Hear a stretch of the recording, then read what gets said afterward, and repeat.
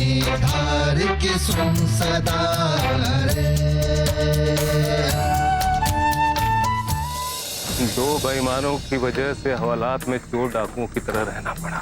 अब के बार इनका सर इनकी धड़ से अलग करके ही रहूंगा। डॉक्टर को होश आ गया है और वो कभी भी पुलिस में हमारे खिलाफ गवाही दे सकता है। कैसे कैसे देगा गवाही वो? अरे हमने जो कुछ भी किया उसे बेहोश करके किया है। चलो पुलिस समझो वो फाइल खोलती भी है तो मैं रिश्वत दे दूंगा। हम सोच रहे थे कि अगर हम गांव लौट जाते तो। नहीं, थोड़े दिन और रुक के जाइए ना आप लोग। अस्पताल के चक्करों में इस कदर उलझे रहे हम कि आपको ठीक से दिल्ली घुमा भी नहीं पाए। तुम्हारे जाने से घर बिल्कुल सूना हो जाएगा भाभी। माँ, हाँ, ये लीजिए। अरे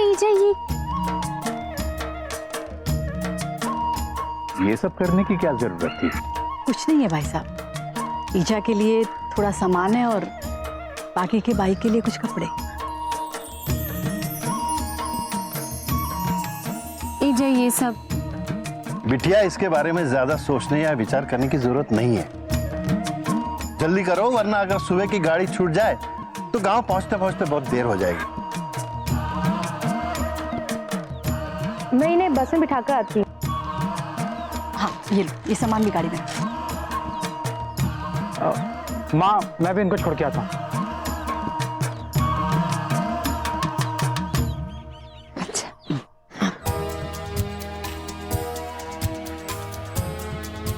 खुश रहो।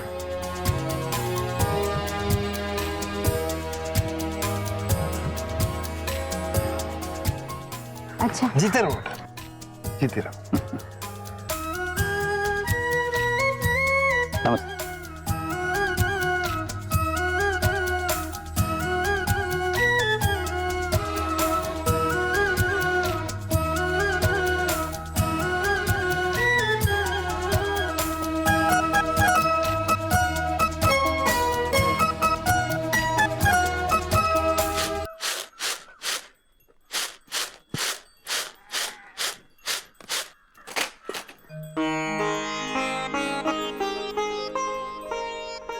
लाली, ओ चेली, एक गिलास पानी लाना।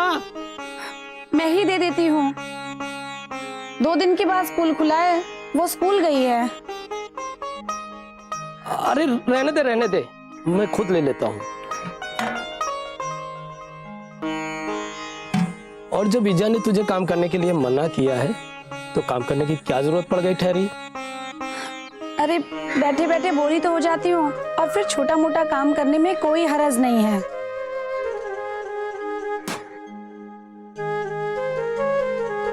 रमा, हरज हो या ना हो तो बस आराम कर। छोटे मोटे कामों के लिए लाली है, बड़े कामों के लिए मैं हूँ। लाली भी क्या क्या करेगी? स्कूल जाना है और जब तक पाखी और दाजू शहर से लौट के नहीं आ जाते हैं तब तक ईजा के घर जाकर उनके घरेलू कामों में उनकी मदद भी करती है। अरे वाह, ये तो अच्छी बात हुई।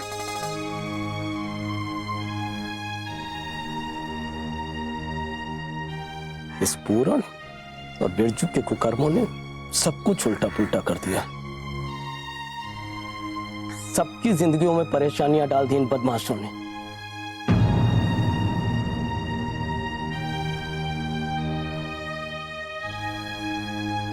बड़े अच्छे लोग हैं मुनिधार के यहाँ। और पाखी तो कितनी प्यारी बच्ची है। बिल्कुल सही कहा तुमने। इस वक्त कौन आया होगा, जरा देखता हूँ।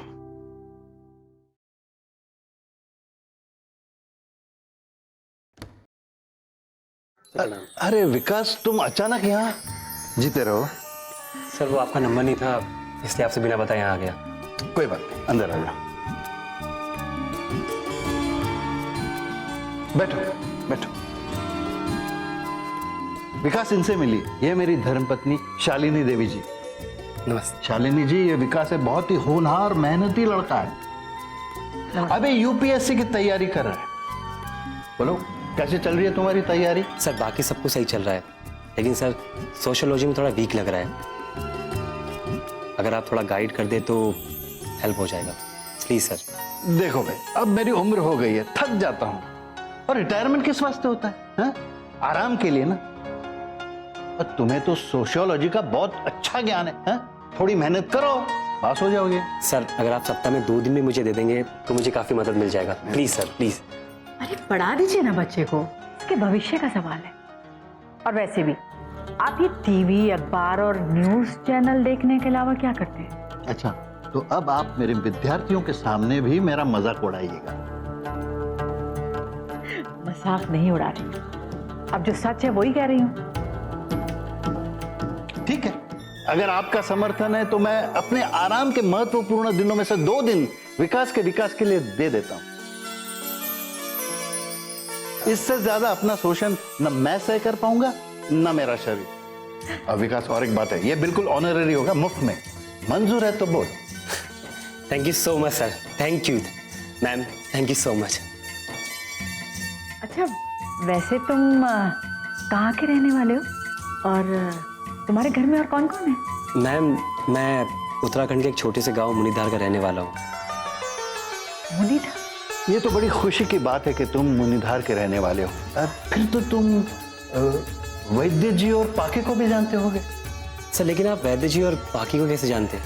बात दरअसल ये कि हमारा बेटा शेखर मुनीधार के सरकारी अस्पताल में डॉक्टर है।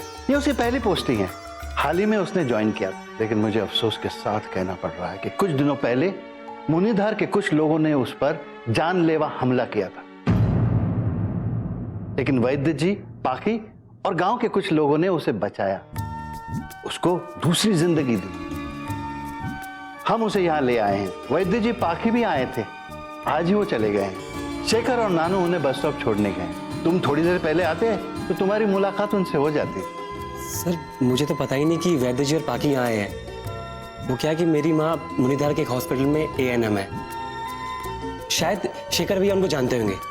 हाँ हाँ, जानता ही होगा।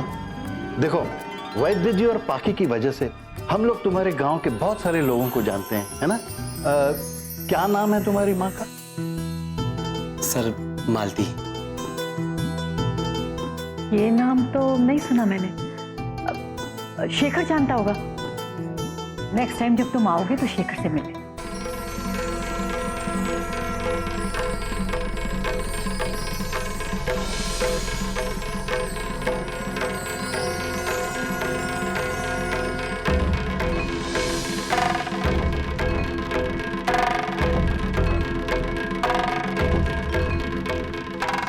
अरे भाई, तुम मुनीधार के रहने वाले हो इसलिए बोनस देते हैं हम। अब से तुम 2 दिन के बदले 3 दिन आ सकते हो। Thank you so much sir. मैं आज ही अपनी माँ को इन्फॉर्म करूंगा। मैं चाय लेकिन अरे पी लो भाई। सर मुझे कोचिंग के लिए लेट हो रहा है, मुझे जाना पड़ेगा। ठीक है, शाम को मुझे फोन करना।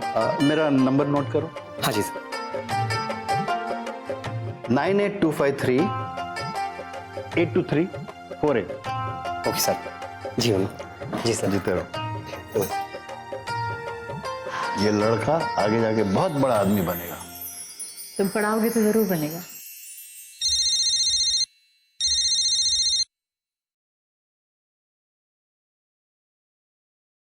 हाँ विकास। प्रणाम ईजा। प्रणाम। कैसे हो और तुम्हारी पढ़ाई कैसी चल रही है? और हाँ, तुम्हारा कोचिंग शुरू हुआ या नहीं हुआ? ईजा आज से शुरू हुई है और मैं वहीं जा रहा हूँ। ईजा ये बात बताइए कि अपने गांव के हॉस्पिटल में डॉक्टर शेखर है क्या?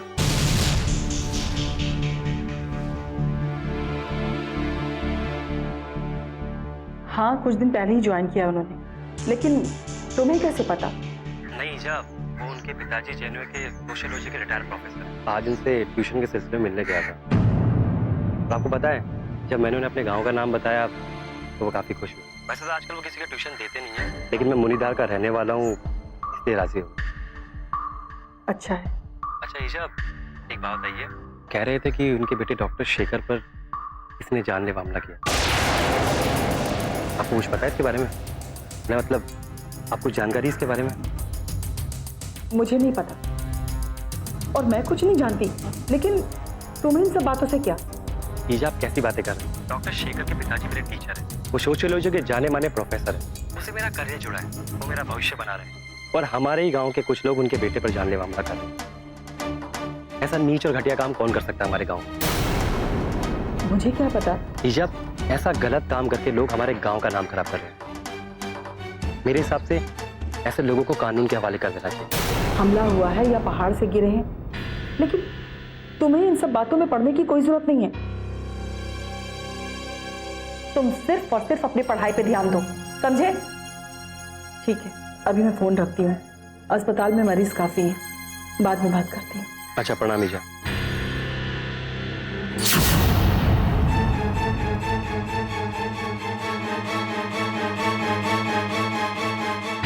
काका, सुना है आज दाजू और चेली शहर से वापस आ रहे हैं। डॉक्टर साहब के साथ गए थे, वही आएंगे तो पता चलेगा कि डॉक्टर साहब की तबीयत कैसी है। हाँ, भगवान करे डॉक्टर साहब की खबर अच्छी ही मिले। डॉक्टर साहब बड़े ही भले इंसान हैं। अरे एक ही दिन में उन्होंने अस्पताल का काया पलट करने का कदम उठा दिया, लेकिन इस गांव में कभी कोई अच्छा काम कर पाया है? जिस किसी ने भी गांव का भला करना चाहा, उसी पे मुसीबत आ गई है। ये गांव कभी नहीं सुधरेगा, कभी नहीं सुधरेगा। कैसे बच्चों वाली बातें कर रहे हैं? शरीर के साथ दिमाग भी सठिया गया है क्या? अपना गांव खराब है, खराब है, ये बोल करके अपनी जिम्मेदारी से बच सकते हैं क्या? अगर हम सब इस गांव का भला करना चाहते हैं तो हम सबको मिलकर के डॉक्टर जैसे पढ़े लिखे लोगों का साथ देना होगा, तभी इस गांव का भला हो सकता है, तभी ये गांव अपनी बीमारियों से बच सकता है, समझे? भाषण तो मुझे भी देना आता है, लेकिन ऐसे करने से दूसरे का दुश्मनी मोल लेना पड़ेगा। भ्रष्ट और दुष्ट लोगों से अगर दुश्मनी न मोल लें तो ये अपने आप से दुश्मनी मोल लेना होगा। जिंदगी भर अपने आप को कोसते रहेंगे। अरे वैद्य जी और पाखी आ गए। राजू जीते रहो। नमस्ते। नमस्ते। राजू, पाखी, आप लोग कैसे हैं? और शेखर बाबू कैसे? शेखर की तबीयत अब कुछ ठीक है। पहले तो हालात बहुत गंभीर हो गया था, लेकिन सही समय पर पाखी की संजीवनी दवाई काम कर गई और अस्पताल में डॉक्टर की दी हुई अंग्रेजी तेज दवाई बहुत अच्छा काम किया है। अंत में अब सब कुछ ठीक है। वाह, डॉक्टर साहब क्या कर रहे हैं? और मुनिधार कब तक आएंगे? अभी तो उन्होंने इस बारे में कुछ बताया नहीं। हो सकता है कि गांव के प्रति उनका प्यार उन्हें दोबारा खींच लाए। ठीक है राजू, हम लोग घर चलते हैं। ए चली, संभल ला।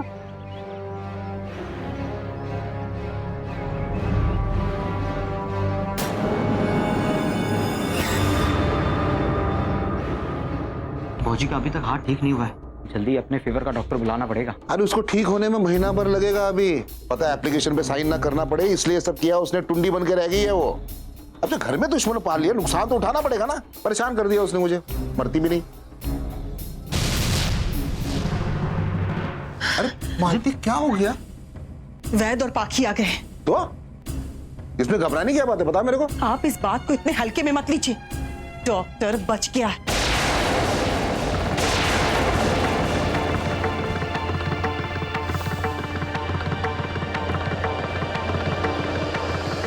राजू, जब सब साफ हो गया है कि डॉक्टर साहब पे हमला पूर्ण और बिरजू ने किया है, तो हम किसका इंतजार कर रहे हैं? आखिर कब तक हम उनका जुल्म बर्दाश्त करते रहेंगे? कब तक और क्यों कर रहे हैं?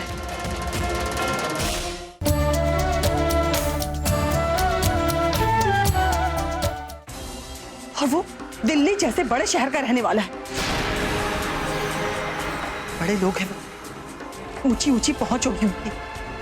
और वैसे भी पैसे और पहुंच दोनों में ही वो हमसे आगे हैं। और अब तो गांव वाले भी वैद और उसकी बेटी लखन और सुगंधा के बहकावे में आकर डॉक्टर का ही साथ दे रहे हैं। मुझे तो बहुत डर लग रहा है, धीरे धीरे सब हमारे खिलाफ होता जा रहा है। इससे पहले कि कुछ अनर्थ हो जाए, आप कुछ सोचिए। तू टेंशन मत ले, तू टेंशन लेती मुझे टेंशन हो जाती है। मेरा ब्लड प्रेशर ऊपर जाने लगता है। एक सबसे पहले तू अपने आप को संभाल, अपना ध्यान दे। अगर खुद नहीं दे पाती मुझे बोल, मैं तेरा ध्यान दे दूंगा। एक बात याद रखना, मुनिधार है, इसका दिल नहीं है। वो डॉक्टर भले दिल्ली का हो, बहुत बड़ा आदमी हो, अरे मुनिधार में वही होता है जो यहाँ का राजा कहता है। और यहाँ का राजा कौन? मैं। यहाँ के लोग वही सुनते हैं जो मैं सुनाता हूँ, यहाँ के लोग वही बोलते हैं जो मैं बुलाता हूँ, यहाँ के लोग वही देखते हैं जो मैं दिखाता हूँ। अरे ये गाँव वाले कीड़े मकोड़े हैं, कब रोंद के आगे बढ़ जाऊंगा पता भी नहीं चलेगा। इससे टेंशन मत ले, तू ठीक रहे, तू बहुत जरूरी है मेरे लिए। हाँ मालती जी, बेटी को पिकनिक हनीमून पर लेकर गया होगा, ये मन भर गया तो घर छोड़ गया। छी, शर्म आनी चाहिए तुम्हें इस बात। तुम मर्दों के पास लड़कियों की इज्जत उछालने के लिए सिर्फ एक ही हथियार होते हैं। शर्म आती है मुझे तुम्हारी घटिया सोच पे। अरे मालती, मेरी बात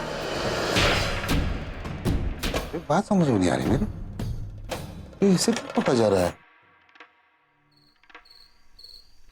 दाजू, जब सब साफ हो गया है कि डॉक्टर साहब पे हमला पूर्ण और बिरजू ने किया है, तो हम किसका इंतजार कर रहे हैं? आखिर कब तक हम उनका जुल्म बर्दाश्त करते रहेंगे? कब तक और क्यों कर रहे हैं? हमको तो लगता है उन पर हमला बोल देना चाहिए।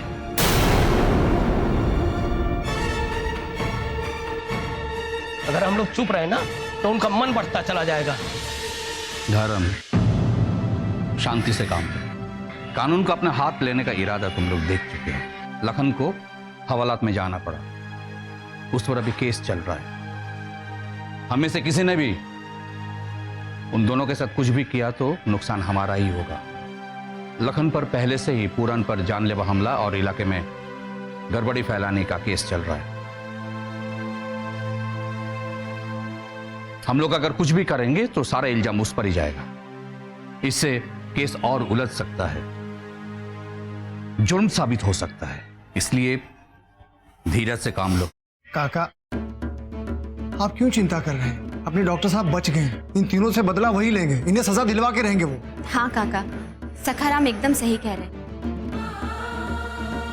हमें अपने गुस्से पर काबू रखना चाहिए और कानून पर भरोसा। चलिए, इसका मतलब धर्म, चेला, सबसे पहले तो तुम अपने मन पर काबू रखो।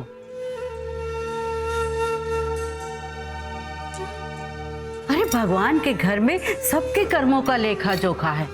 सच्चा इंसाफ तो वो करेगा। अरे कुकर्मियों को उनके पाप की सजा जरूर मिलेगी, लेकिन तुम अपना मन शांत रखो। ऐसे गुस्सा करने से सब काम खराब हो जाते हैं।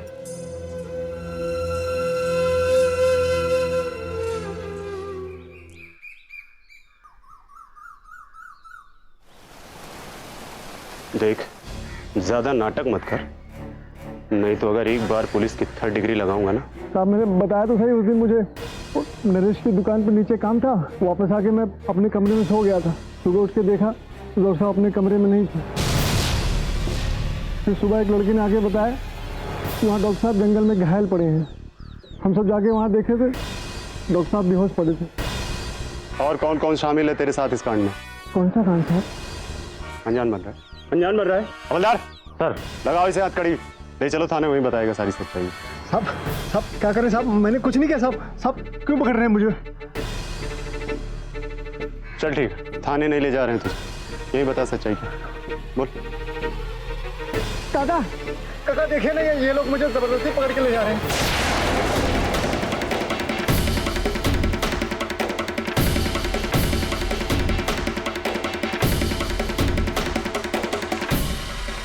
तो देखिए, सोचने वाली बात ये है यहाँ पर कि कोई ना कोई तो है जो डॉक्टर को जान से मारने की कोशिश कर रहा है। वैद्य जी, कहीं आपने तो डॉक्टर को मारने की कोशिश नहीं की?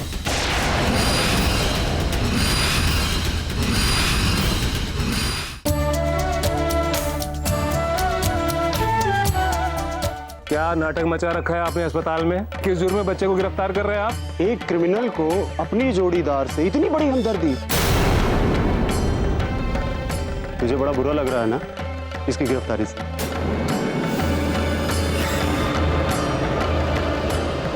इंस्पेक्टर साहब, आपको गलतफहमी हो रही है। ये लड़का अस्पताल का एक ईमानदार कर्मचारी है। अब आप कौन हैं? ये मेरे गांव के वैद्य जी हैं। देखिए वैद्य जी, बात ऐसी है कि डॉक्टर पर इस गांव में जानलेवा हमला हुआ है। ये जो लखन है ना, उसे पूरण को जान से मारने की कोशिश करते हुए पुलिस ने अपनी आंखों से देखा है। तो देखिए, सोचने वाली बात यह है यहाँ पर कि कोई ना कोई तो है जो डॉक्टर को जान से मारने की कोशिश कर रहा है। वैद्य जी, कहीं आपने तो डॉक्टर को मारने की कोशिश नहीं की?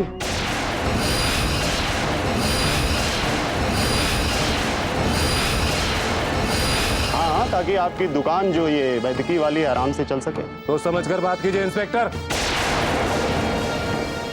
अरे पाकी बिटिया और वैद्य जी ने डॉक्टर साहब को दूसरी जिंदगी दी है और आप उन्हीं पर आरोप लगा रहे। राजू, रिश्वत की नोट खाए पुलिस वालों से और क्या उम्मीद कर सकते हैं? जिसका खाएंगे उसकी जुबान ही तो ये उल्टी करेंगे। चुप कर। जितने गांव वाले हो ना, एक ही थाली के चट्टे बट्टे।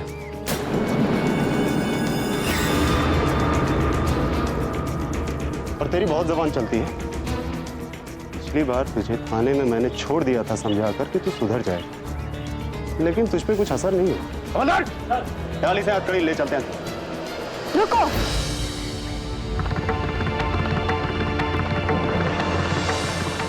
इस तरह झूठी कार्रवाई का नाटक तुम नहीं कर सकते। क्या हमें नहीं पता? तुम लोग रिश्वत खाकर सच्चाई को कोर्ट तक पहुंचने ही नहीं देते। इससे जो बेगुनाह लोग होते हैं उन्हें तो सजा मिल जाती है, लेकिन गुनहगार लोग अपना झूठा चेहरा लेकर समाज में घूमते रहते हैं। तुमने पहले भी लखन काका को इसी तरह परेशान किया था ना, लेकिन अब नहीं कर पाओगे, क्योंकि डॉक्टर शेखर, जिसे आप मरा हुआ समझ रहे हो, अभी जिंदा हैं और अपनी गवाही दे सकते हैं। वो सच्चाई बता सकते हैं। इस तरह हम गांव वालों को तुम परेशान क्यों कर रहे हो? आप शेखर बाबू से सच्चाई क्यों नहीं पूछ लेते? ठीक है, मैं ही फोन लगाती हूँ और दूध का दूध और पानी का पानी करती हूँ। नहीं, उसकी कोई जरूरत नहीं है। अब मैं बात कर लूंगा खुद।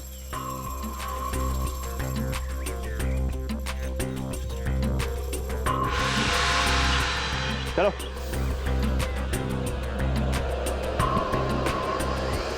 फिक्र न करना सखाराम, हम सब तेरे साथ हैं।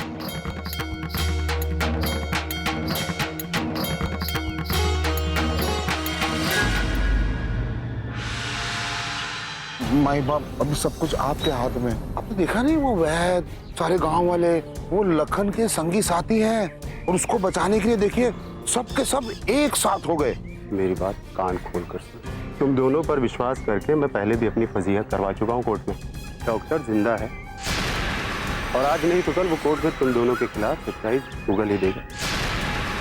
अब जेल जाने से तुम्हें कोई नहीं बचा सकता।